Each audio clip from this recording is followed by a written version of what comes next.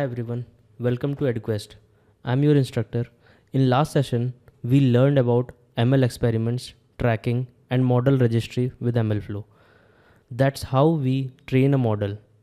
Add them to experiment, log them, and register to MLflow registry.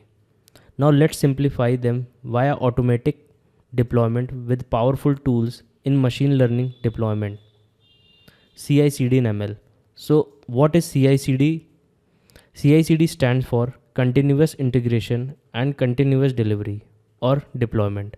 It brings automation to ML pipelines like model training, evaluation, deployment, and even retraining. Popular CI/CD tools. GitHub Actions fully integrated with GitHub. You can use it for free with public repos or on local self-hosted runners. GitLab CI/CD, great for private use or on-premise environments. Jenkins, open source and widely customizable. Circle CI and Travis CI, cloud-based CI/CD tools. Azure DevOps and AWS Code Pipeline, ideal for enterprises already using Microsoft or AWS ecosystem. In this series, we will use GitHub Actions with local runner, ideal for personal or team experimentation. So let's understand CI/CD in MLflow more deeply with our old example of smoothie shop, which we used in MLflow UI. Imagine you own a smoothie shop that adapts its recipes daily to customer preferences and changing conditions. You are the one adjusting recipes daily based on weather, fitness trends, and customer feedback. This is similar how ML engineers adjust models using new data or performance matrices. Every morning you check yesterday's sale manually, review customer feedback, manually test a new smoothie, taste it, tweak it, and finally update the recipe. Train your staff on the new recipe before opening.